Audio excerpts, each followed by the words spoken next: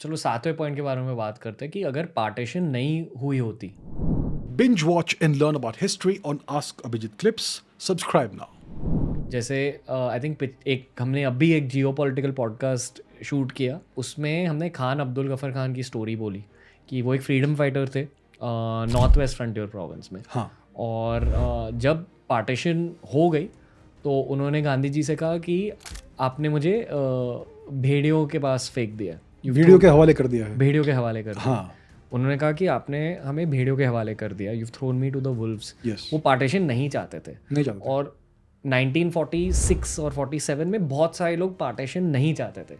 Everyone wanted India and Pakistan to be one nation.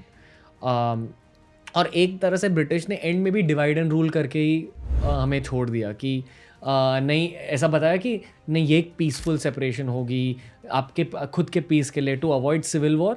But ये एक महा सिविल वॉर हो गई क्योंकि उसके बाद भी इंडिया और पाकिस्तान के इतने सारे वॉर्स हो गए. ये भी सिविल वॉर ही है, अभी न्यूक्लियर सिविल वॉर का थ्रेट है. वाओ.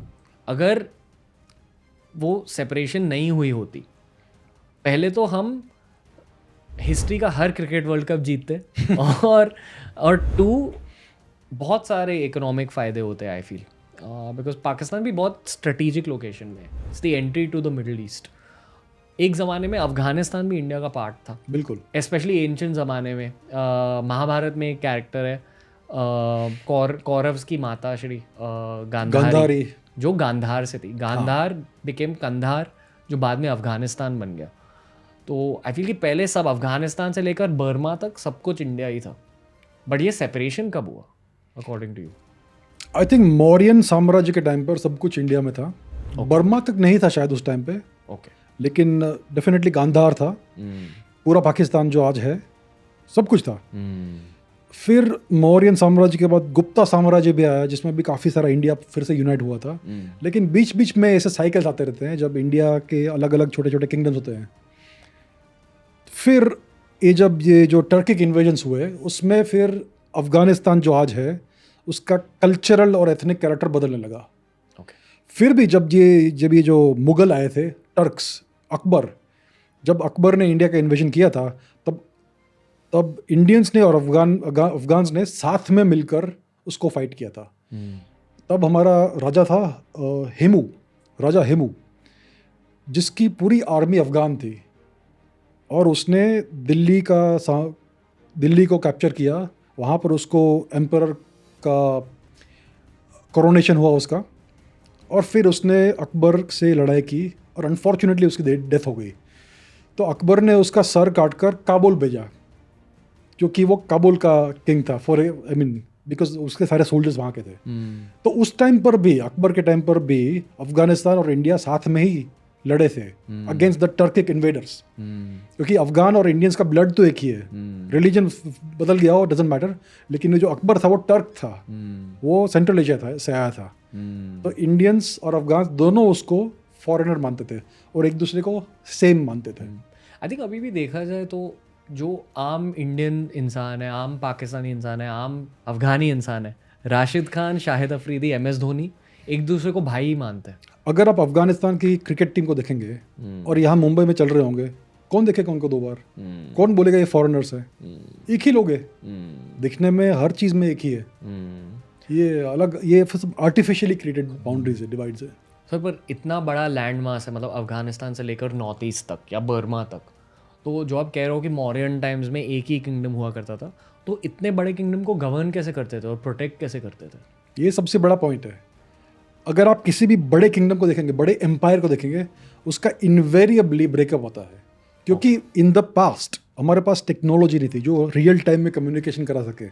इसके लिए बहुत चांस होते थे कि कहीं ना कहीं कुछ ना कुछ प्रॉब्लम हो जाएगा और फिर ब्रेकअप होगा. तो इसके लिए ये सब साइकिल्स आते हैं कि consolidation then breakup, consolidation then breakup. आज कंसोलिडेशन का पूरा चांस है बिकॉज वी हैव टेक्नोलॉजी. उसका फ़ायदा उठाना चाहिए if you want to reunify the subcontinent under the way it should be. तो इसके लिए इन द पास्ट बहुत बड़े बड़े एम्पायर बने, लेकिन फिर से टूट गए आफ्टर सेंचुरी और 2 सेंचुरी और 5 सेंचुरीज व्हाटएवर. सो टिबेट में एक रिलीजन है, बॉर्न रिलीजन. पहले तो बॉर्न रिलीजन के बारे में बता दो, और क्या वो भी इंडिया से रिलेटेड है? I think born religion Tibet का इंडिजिनस रिलीजन है. It is in many ways similar to shamanism, animism, ancestor worship, nature worship, just like the Mongol Tengrism, ये सब.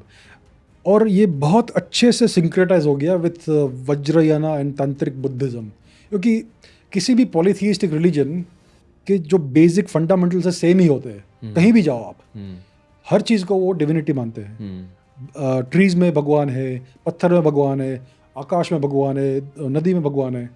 तो इन सब रिलीजन्स, पॉलीथीइस्टिक रिलीजन्स के सब फंडामेंटल सेम होते हैं. तो इसके लिए बॉन और वज्रयाना और तांत्रा सब कुछ मिलके एक कंपोजिट कल्चर बन गया टिबेट का, जो आज दिखता है हमें. आपने बहाइज्म के बारे में सुना है, लेकिन इतना स्टडी नहीं किया मैंने. एक मॉडर्न रिलीजियस मूवमेंट है which is based on spirituality. उसका ये मतलब है कि जो बहाई टेम्पल्स होते हैं या बहाई प्लेसेस ऑफ वर्शिप होते हैं, आप वहाँ जाकर आप जीसस क्राइस्ट को भी प्रे कर सकते हो, अल्लाह को भी प्रे कर सकते हो, कृष्णा भगवान को भी प्रे कर सकते हो, आपके ऊपर है. बट अंडरलाइंग लॉजिक इज एक दूसरे को प्यार बांटो, इस दुनिया को एक और ज़्यादा बेहतर जगह बनाओ. तो लोग कहते हैं कि बहाइज्म का एक राइज हो रहा है पूरे दुनिया भर में. अच्छा. और अगर आप स्पिरिचुअल चीज़ों को भी स्टडी करोगे, वहाँ भी उसे बहाइज्म नहीं कहा जाता, पर ये कहा जाता है कि एक यूनिफाइंग रिलीजन अभी आएगा जहाँ हर कोई ये मानेगा कि हाँ मैं हिंदू हूँ, मैं क्रिश्चियन हूँ, मैं मुस्लिम हूँ, मैं बुद्धिस्ट हूँ, मैं जैन हूँ, बट एंड में सभी लोगों के दिल में यही रहेगा कि हाँ हम एक ही है.